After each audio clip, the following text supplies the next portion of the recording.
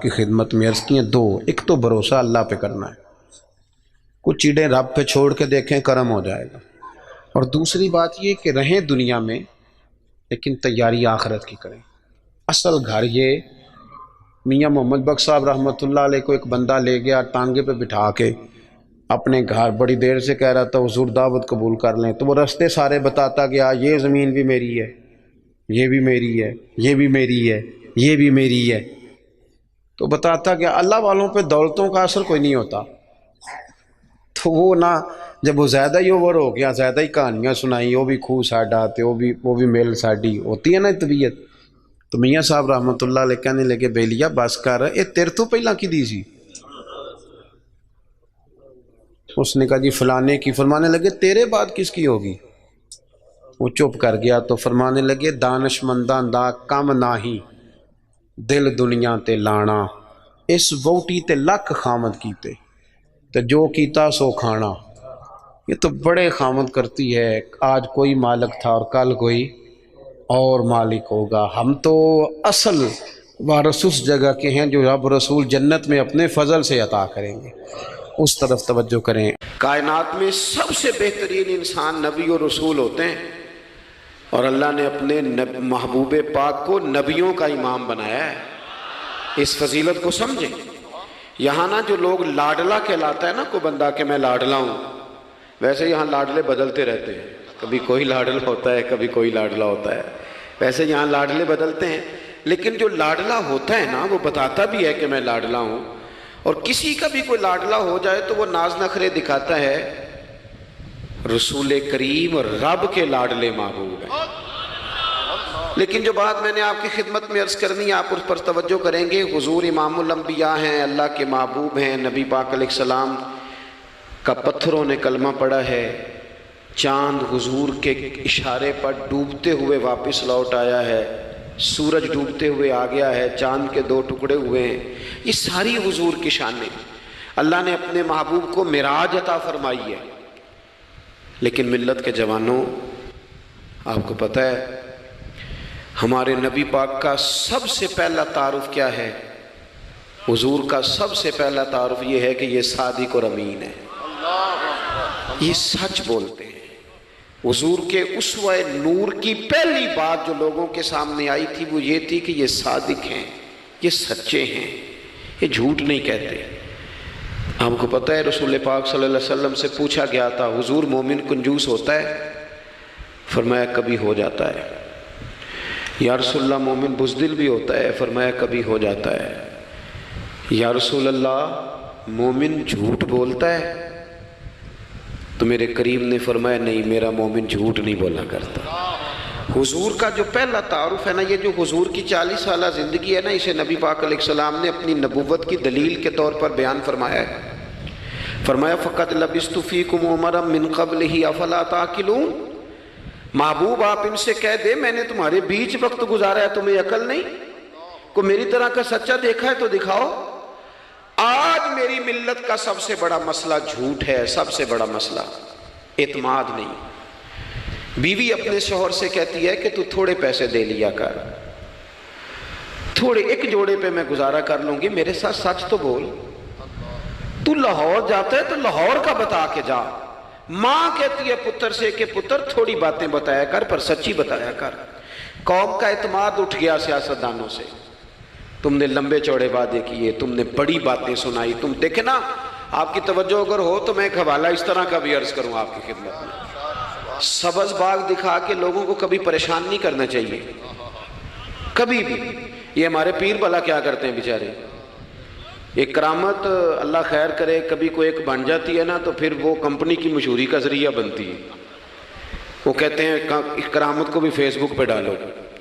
میں نا کراچی جا رہا تھا تو لاہور میں تھوڑا سا مریض ہوں، مجھے الرجی ہو جاتی ہے، زیادہ دیر بیٹھ نہیں سکتا، تو ایک کانفرنس میں مجھے شرکت کرنی تھی، تو ایئرپورٹ سے ہی میں نے دوستوں سے پوچھا موسم تمہارا کیسا ہے؟ کہنے لگے پیر صاحب بڑی گرمی ہے اور شدت ہے بڑی، اے سی چلا کے بھی گاڑی میں دقت ہے۔ تو میں نے کہا اچھا دعا کرتے ہیں اللہ بارش برسا دے۔ تو یہ دعا لاہور ہو رہی تھی، میں کراچی ایئرپورٹ پہ اترا تو بارش ہو رہی تھی۔ تو وہ جو مجھے لینے آئے تھے نا صاحب، وہ گاڑی میں ایک بندے کو کہہ رہے ہیں کہ وہ پیر صاحب نے لاہور آکھیا سی تو 1.5 گھنٹے جمی آ گیا ہے۔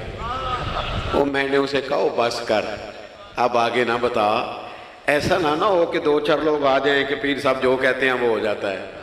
جیڑے محرم راز حقیقت دے اور راز حقیقت کھول دے نہیں، جیڑے محرم راز حقیقت دے اور راز حقیقت کھول دے نہیں، اے جنہ ویکھیا نہیں ہو کرن گلاں، جنہ ویکھ لیا ہو تے بول دے ہی نہیں۔ اس لیے یہ اس طرح کرامتوں کو نا کمپنی کی مشہوری کا ذریعہ، ہمارے سیاستدان، ہمارے بڑے لیڈران وہ سبز باغ دکھا دیتے ہیں۔ آپ تھوڑی باتیں کریں، محدود کریں، مختصر کریں۔ دیکھیں اللہ کے محبوب علیہ السلام سے طائف والوں نے کہا تھا، جب حضور علیہ السلام نے دین کی تبلیغ کی تو سیرت میں یہ عنوان بھی ہمیں ملتا ہے، یا رسول اللہ صلی اللہ علیہ وسلم اگر آپ کو کل حکومت ملتی ہے تو ہمیں حصہ ملے گا؟ عرب کے لوگوں کا مزاج تھا نا، انہوں نے حضور سے کہا اگر کل کلاں حکومت ملتی ہے تو ہم شریک ہوں گے؟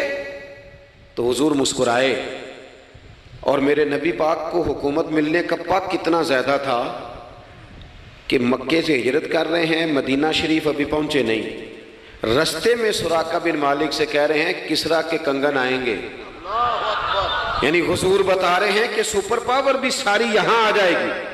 حضور تو خندق والے دن ایک ہتھوڑا مارتے تھے تو فرماتے تھے روم فتح ہو گیا، دوسرا مارتے تھے تو کہتے تھے ایران فتح ہو گیا۔ یہ بخاری میں چیزیں آپ کو ملیں گی۔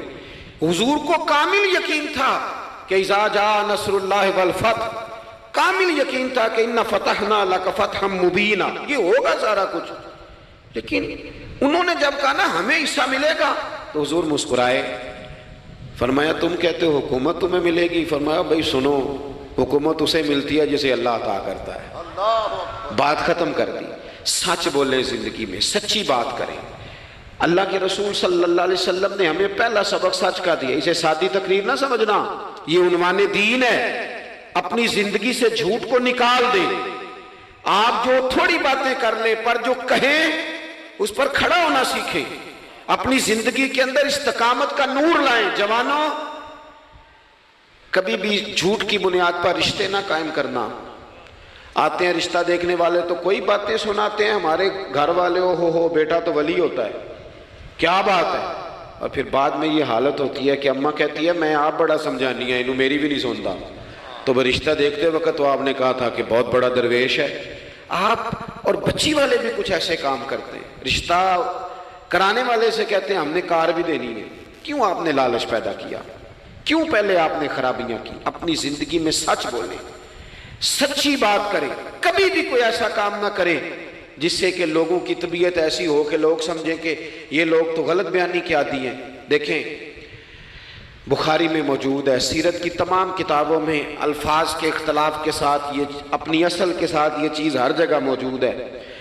حضرت ابو سفیان رضی اللہ تعالیٰ عنہ بعد میں مسلمان ہوئے، فرماتے ہیں میں جب شاہ روم کو حضور کا خط گیا تھا نا ہرقل کو، حضور صلی اللہ علیہ وسلم نے اس سے کہا کہ کلمہ پڑھ لو، خطوط لکھے نبی کریم نے۔ اس نے کہا یہاں ڈھونڈو کوئی عرب کا سردار اگر آیا ہو تو میں ملنا چاہتا ہوں۔ ابو سفیان کہتے ہیں میں بغرض تجارت وہاں موجود تھا، مجھے لوگ پکڑ کے بادشاہ کے پاس لے گئے، میں کلمہ نہیں پڑھتا تھا۔ جب کوئی کسی کا مخالف ہوتا ہے تو اس نے کوئی کہانی بھی یاد کی ہوئی ہوتی ہے، ان لوگوں نے کہانی بھی یاد کی ہوئی تھی، معاذ اللہ جادوگر ہیں، شاعر ہیں، یہ کہانیاں بھی سناتے تھے۔